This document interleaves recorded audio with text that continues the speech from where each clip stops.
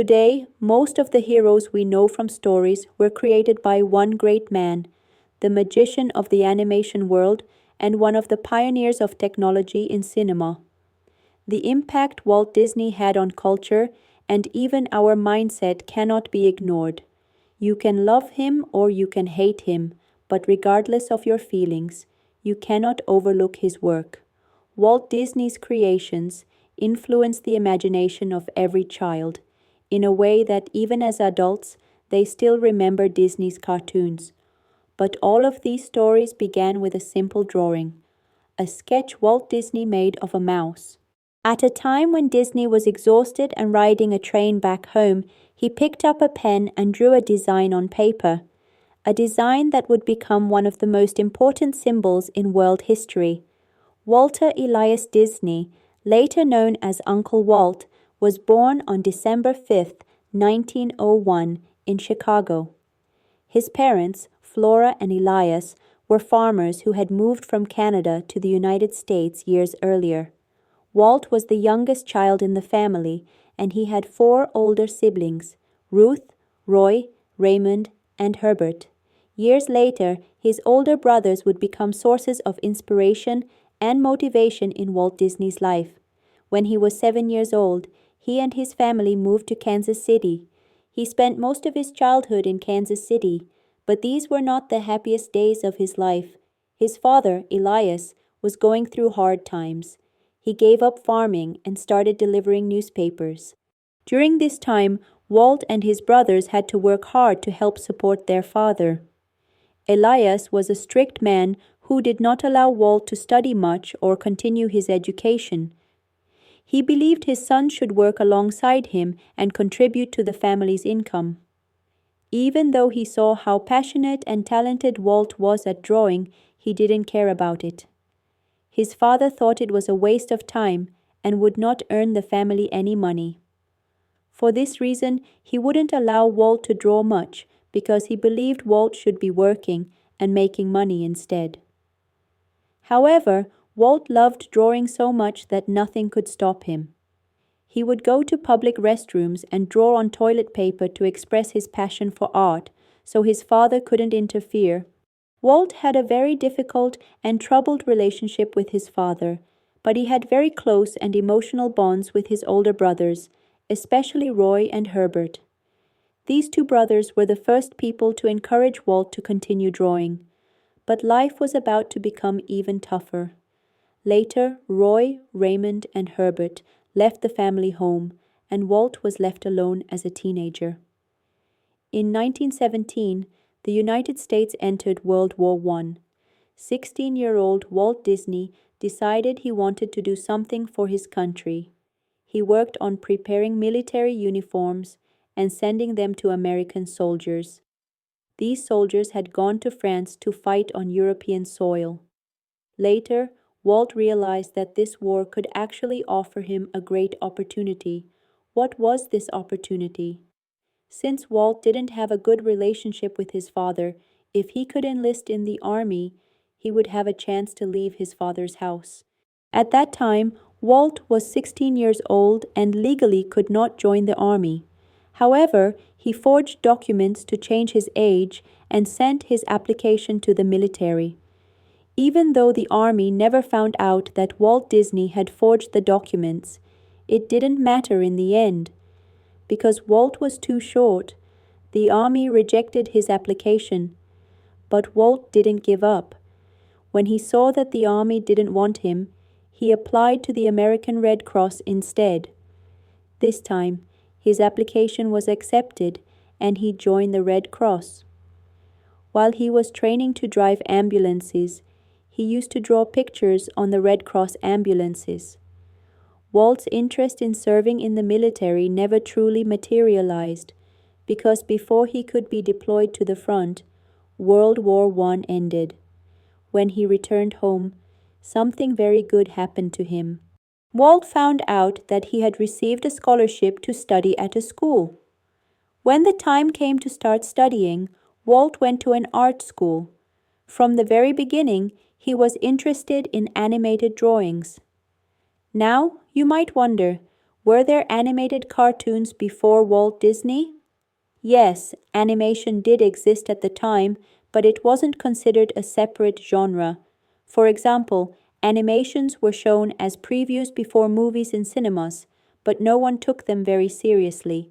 They weren't very attractive to audiences, and usually these animations had no sound and didn't tell any particular story. Walt Disney saw this as an opportunity to enter the cinema world and raise the quality of animations. Walt Disney, together with one of his classmates, founded his first animation company. This move was extremely bold. They were only 19 years old and had no money to continue their project.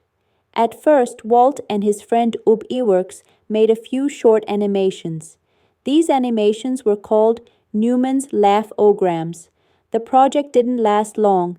They could only continue it from 1921 to 1923.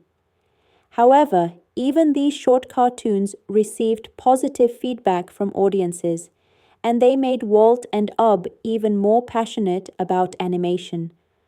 Walt gained valuable experience. Now he realized he could add strange and imaginative characters to his work.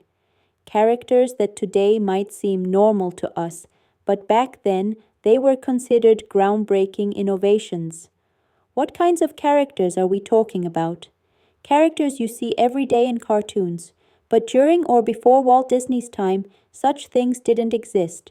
For example, animals that behave like humans, or traditional fairy tales told by grandmothers being transformed into animations we could watch. Walt would also tweak these stories and add more humor to them. As talented as Walt and his friend were in animation, they were terrible at business and making money. Their animations were expensive to produce, and they were so naive that film company managers would often take advantage of them. One company called Pictorial Clubs of Tennessee offered them a deal to pay $11,000 in exchange for 6 animated cartoons. However, this company didn't pay them a single cent, and Walt Disney's company quickly went bankrupt. Fortunately, Disney enthusiasts were lucky because Walt had created all 6 animations and archived them to release at a better time. The release of these animations coincided with Walt Disney's rise to fame. When Walt's first company went bankrupt, all his friends and colleagues left him, except for his loyal friend, Ub Iwerks. Still, Walt did not give up. He was naturally a dreamer and extremely persistent. He faced many failures but always got back up and continued. This time, Walt came up with another creative idea. He asked himself, how could real-life characters be combined with animation? Walt's plan was to film a young actress named Virginia Davis and release the footage using a new technique, making real characters look like they belonged in a cartoon and have them play the heroes of the stories. Walt and Ub moved to California to work on their new project called Alice Comedies. The initial work was very successful, and a New York distributor named Margaret J. Winkler was impressed by these cartoons. However, Disney's animations were still very expensive to produce. Even though Alice Comedies were well received, financially they were a failure. Walt and Ub were exhausted from continuing in this way, but Mrs. Winkler insisted that Disney and Ub Iwerks increase their production volume. To avoid financial problems, she suggested they lower the animators' salaries. During this time, Walt's older brother, Roy Disney, joined the company to help stabilize Walt's financial situation. Roy was much stronger in financial matters than Walt. He was so good at managing the business that he remained in charge of Walt Disney's finances for the rest of Walt's life. Roy's suggestions were highly effective. It's fair to say that Roy Disney saved Walt Disney. Following Roy's advice, Walt hired only women to work in the ink and paint department. Early animations required each frame to be hand-colored, and considering that 24 frames were needed per second of animation, it was obvious that this work was extremely repetitive, time-consuming, and required great precision. Roy believed that women could handle this kind of detailed work better. There was also an economic advantage. At that time, women's wages were about half of men's wages, which saved a lot of money for the Disney brothers. One of the women who worked there was named Lillian Marie Bounds, a woman from Ohio. Remember her name. We'll talk about her more soon. Every day after work, Walt would drive some of the employees home in his car. He would drive everyone home except for Lillian. Walt's real goal was to clear the place quickly so he could spend more time alone with her. Through these private conversations, a romantic connection formed between Walt and Lillian. Soon after, they entered a relationship. Eventually, Walt Disney married Lillian, a marriage that lasted until the end of Walt's life. As usual, Walt Disney had signed the contract without even reading it. According to the contract, all of Walt Disney's creations under that agreement legally belonged to Margaret Winkler and her husband. But the Hollywood couple didn't stop there. They also made it seem like the failure of the Alice series was Walt Disney's fault, and that their company had done everything right. Because of this, the animators began blaming Walt for the problems. One by one, they resigned from Winkler's company and refused to work with Walt Disney any longer. Soon after, they were hired by Universal Studios. The only one who stayed by Walt's side was his old friend, Ub Iwerks. Exhausted and depressed, Walt took a train back from New York to California. To pass the time and control his sadness during the long journey, he grabbed a pencil and some paper and started sketching. Little did Walt Disney know that the rough sketches he made on that train ride were about to change his life forever.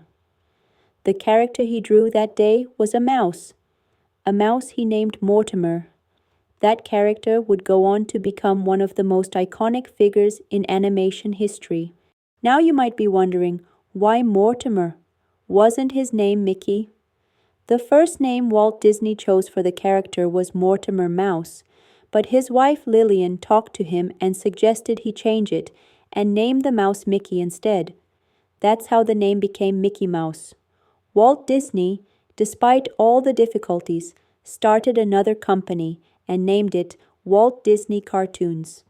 It was a company with only 4 employees, himself and his friend Ub Iwerks, who was responsible for animation design, his brother Roy, who handled the company's finances, and his wife Lillian, who was in charge of coloring the frames. This team quickly made 3 Mickey Mouse cartoons. The first 2 didn't sell at all, but for the third one, Walt decided to add some cinematic elements to the work. He introduced music and synchronized sound with the animated character. This third cartoon was released on November 18, 1928, to the public. This was Walt Disney's first success in animation. The Disney Company began producing other animated shorts. In 1929, they made the cartoon series Silly Symphonies. In 1932, they created Flowers and Trees, the first full-color cartoon which won an Academy Award for Walt Disney. The following year, they made 3 Little Pigs. This film was so popular that it outperformed feature films of the time in sales.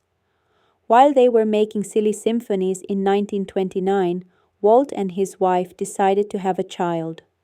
But his wife fell ill, and in 1933, they were blessed with a daughter whom they named Diane. Walt Disney was so fond of children that he wished to have more, but that wasn't possible for his wife. The Walt Disney Company was advancing every day, which gave Walt the courage to aim for bigger goals. He began to think, why should cartoons only be short films? Why not create a full-length animated feature, something similar to the films showing on cinema screens, but this time in animated form? In 1934, Walt decided to pursue this idea. He wanted to make a cartoon that would be as long as a feature film. He had been inspired by one of the films called Snow White and decided to turn this story into a full-length animated feature.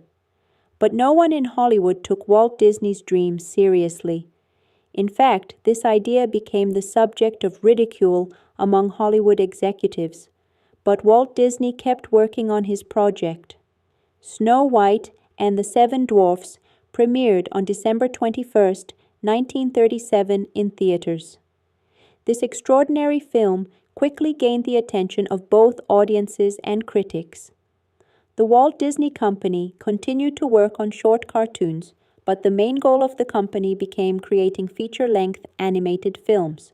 Disney made several cartoons, and one of them was Dumbo. This cartoon was made with a low budget because Disney didn't want to take too many risks, and the quality of the animation was lower. However, Dumbo's success was unbelievable. This film brought in a good profit for Disney. The lower animation quality might have been due to the animators at the studio, because at that time the company had laid off some animators, which greatly angered and even terrified Walt Disney. In 2006, Mr. Neil Gabler wrote a biography of Walt Disney. In this book, he reveals the hidden sides of Disney's life to the readers, such as his relationship with his employees, his relationship with the labor union, and even his views on communism. In fact, as much as Walt Disney's character was beloved by children, he was a harsh and strict boss to his employees, and it was because of this behavior that his workers went on strike and protested against him to the labor union. Walt Disney considered this movement to be a communist act that needed to be suppressed. In the 1950s and 1960s, the Disney Company produced some masterpiece cartoons that attracted a large audience. There are many of them, but let's mention a few. Cinderella, 1950, Alice in Wonderland, 1951, Lady and the Tramp, 1955, Sleeping Beauty, 1959, 101 Dalmatians, 1961, Mary Poppins, 1964. Most people have seen these films and surely have many memories from them. Recently, Hollywood has been remaking these films, but they definitely don't have the spirit and beauty of the original works. Mary Poppins was a huge success, managing to combine both film and animation. Earlier, the Disney Company had done something similar. The first time film and animation were combined was in 1950 in the film Treasure Island, which was also a Disney production. Disney was the first producer in Hollywood to produce not only movies, but also television programs. Disney's first television series was The Magical World of Disney, which is considered one of the first advertising contents in history, as this show introduced a series of products and services to the public. It was a kind of advertising. But did Walt Disney give up? He was still a dreamer. In the last decade of his life, he was determined to make his biggest dream come true. That dream was nothing other than Disneyland, a large, exciting, and of course magical park that was established in Southern California and was named Disneyland. The investors convinced Walt Disney that in 10 years people would flock to this park. Time proved that these experts were right. This park was very popular during tough years. Disneyland was opened in July 1955, and its opening day was a real disaster. 15,000 tickets were sold, but 30,000 people showed up for the ceremony. No one stopped them, and the park wasn't ready to host 30,000 people. The restaurants ran out of food quickly, and there wasn't a single bottle of water available. The public restrooms were also overwhelmed. But if we look past that day, time did its job. Disneyland became one of the most visited amusement parks in the world. When Walt Disney looked at the attendance numbers, he realized that most visitors were coming from the East Coast because the route was shorter for them. That's why Disney decided to establish a similar park in Florida. They established a park in Florida that was supposed to be more creative than the previous one. However, Walt Disney didn't live long enough to see his dream come true. In general, Disney smoked 3 packs of cigarettes a day and even removed their filters. His daughter Diane tried hard to get her father to quit, but she was never successful in doing so. He had promised his daughter that he would no longer separate the filter from his cigarette. Maybe this way, Diane wouldn't bother him anymore. But every time he was alone, he would separate the filters again and smoke. In 1966, Walt Disney was diagnosed with lung cancer. He underwent several surgeries, but eventually his condition worsened. On December 16, 1966, he passed away due to a heart attack. He was 66 years old at the time of his death. For a long time, most people believed that his body was kept in a freezer to preserve it, or that it was secretly buried in Disneyland. In fact, Walt Disney's body was cremated, and his ashes were laid to rest at Forest Lawn Memorial Park in California. Walt Disney was one of the most controversial figures both during his life and after his death. The impact he had on society was far greater than people initially realized. His character was never free from rumors and gossip during his life. Without a doubt, Walt Disney was a strict manager and sometimes treated his subordinates unfairly. However, without question, he was a hero to people all around the world. He had an impact on children and the world of childhood that no one else can be compared to. Walt Disney truly loved children and cared about their world. Walt Disney himself once said, "I prefer to entertain people and hope they learn something rather than teach them hoping they'll be entertained."